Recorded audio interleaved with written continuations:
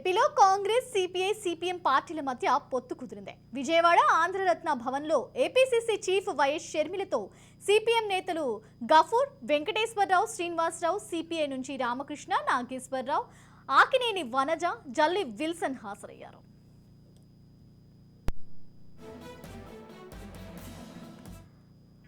ఇక ఈ నెల 26న అనంతపురంలో జరిగే కర్కే సభకు కమ్యూనిస్ట్ పార్టీలను షర్మిల ఆహ్వానించారు. కలిసి పోరాడుకుంటే అధికార పార్టీని గద్దెదించడం అసాధ్యమన్నారు షర్మిల. పొత్తులపై తమ మధ్య చర్చ జరిగిందని, ముందు ప్రజా సమస్యపై కలిసి వెళ్తామని తెలిపారు. ఇక బీజేపీకి వైఎస్ఆర్సీపీ, టీడీపీలు బీటంలుగా ఉన్నాయని, వారు అడ్డుకునేందుకు సిపిఎం, సిపిలతో కలిసి కాంగ్రెస్ పనిచేస్తుందన్నారు షర్మిల. ఇక ఏపీలో కాంగ్రెస్, సిపిఐ, సిపిఎం పార్టీల మధ్య పొత్తులకు సంబంధించి మరిన్ని అప్డేట్స్ మా ప్రతినిధి కర్నూలు నుంచి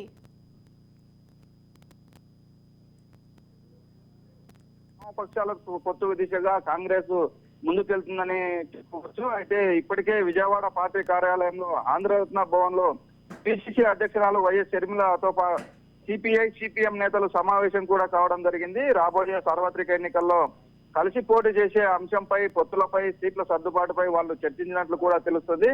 ఇప్పటికే జాతీయ స్థాయిలో ఇండియా కూటమి, వామపక్ష పార్టీలు భాగస్వామ్యంగా ఉన్నాయి. ఈ నెల 26న కూడా అనంతపురంలో జరిగే ఖర్గే సమావేశానికి వామపక్ష పార్టీల నేతల్ని షర్మిల ఆహ్వానించినట్లు కూడా మనకు తెలుస్తుంది. ఏపీలో కాంగ్రెస్, సిపిఐ, సిపిఎం పార్టీల మధ్య పొత్తు దాదాపు కుదిరిందని కూడా చెప్పవచ్చు. అయితే ఈ సమావేశంలో కీలక నేతలు కూడా భేటీ అయిన అంశం కూడా మనకు తెలుస్తుంది. అటు సిపిఎం నేత గఫూరు, వెంకటేశ్వరరావు, శ్రీనివాసరావు ఉన్నారు. అయితే సిపిఐ నుంచి కూడా రామకృష్ణ, నాగేశ్వరరావు కూడా ఈ సమావేశానికి హాజరైనట్లు కూడా తెలుస్తుంది. పొత్తులపై చర్చ కూడా పూర్తిగా జరిగింది. సార్వత్రిక ఎన్నికల నేపథ్యంలోనే గతంలో అయితే ఉమ్మడి ఆంధ్రప్రదేశ్ విభజన తర్వాత ఏపీలో కాంగ్రెస్ పూర్తిగా తుడిచిపెట్టుకుపోయిందని కూడా చెప్పవచ్చు. ఏదైతే షర్మిల పిసిసి బాధ్యతలు చేపట్టినప్పటి నుంచి కాంగ్రెస్ కు ఒక నూతన ఉత్తేజం కూడా వచ్చినట్లు కూడా తెలుస్తుంది. ఈ నేపథ్యంలోనే వామపక్షాలను కూడా కలుపుకుంటే కాంగ్రెస్ కొద్ది బలం కూడా ఏర్పడే అవకాశం కూడా ఉంది. ఈ కాంగ్రెస్ పార్టీ గతంలో ఏదైతే విభజన చేసినప్పుడు ఏ హామీలు ఇచ్చింది, ఆ హామీలు పూర్తిగా నెరవేరుస్తుందని చెప్పేసి షర్మిల క్లియర్ గా ప్రజల్లోకి తీసుకెళ్లే ప్రయత్నం అయితే చేస్తుంది. అయితే బీజేపీ చేసిన తప్పులను కూడా షర్మిల సూటిగా ఎత్తి చూపుతుంది.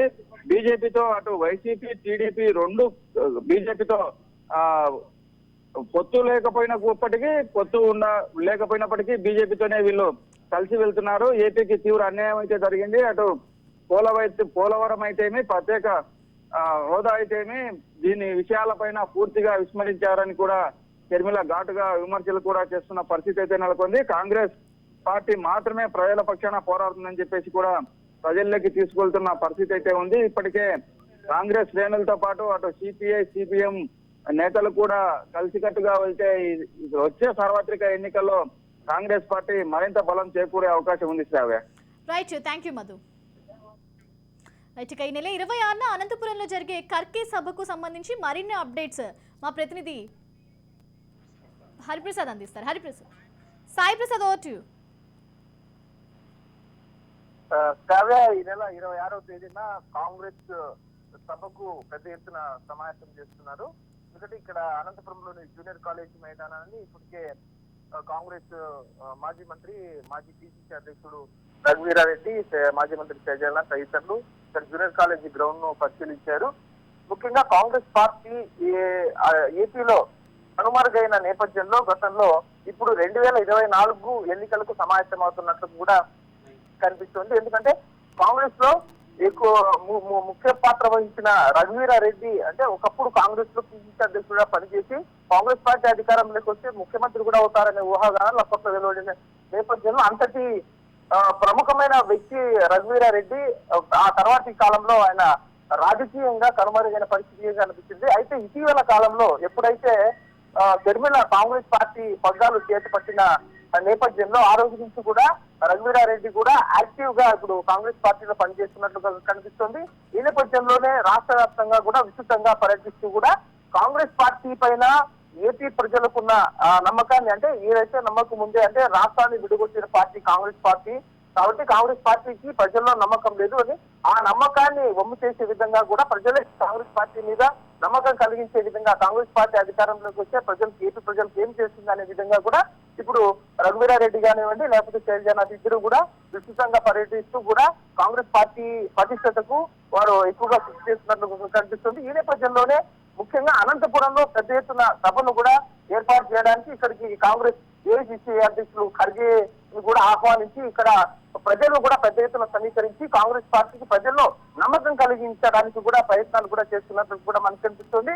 దీంతో పాటు సిపిఎం తో కూడా కాంగ్రెస్ పార్టీ పొత్తును కలుపుకుంటున్న నేపథ్యంలో కూడా వారందరినీ కూడా కలుపుకుని పెద్ద ఎత్తున అంటే ఇప్పుడు అనంతపురంనే ఎక్కువగా ఇంట్రెస్ట్ చూపిస్తున్నాయి కాబట్టి రాజకీయ పార్టీలు, ఎందుకంటే అధికార వైఎస్ఆర్సీపీ కూడా ఇక్కడ సిద్ధం సభను ఏర్పాటు చేసి తమకున్న బలం ఏంటో ప్రజల్లో నిరూపించుకుంది. ఈ నేపథ్యంలోనే కాంగ్రెస్ పార్టీ కూడా ప్రజల్లో ఏ విధంగా విశ్వాసం ఉందో ప్రజలకు కాంగ్రెస్ పార్టీ పట్ల అనే విధంగా నిరూపించే విధంగా కూడా ఇప్పుడు ఈ ఖర్గే సభను కూడా ఏర్పాటు చేసే విధంగా ఏర్పాటు కూడా ముమ్మరంగా జరుగుతున్నాయి. ఈ నెల 24న మొత్తం నాయకులందరూ కూడా కాంగ్రెస్ పార్టీ ప్రముఖులు ఇక్కడ హాజరయ్యే అవకాశం ఉంది. Right, thank you Sai Prasad.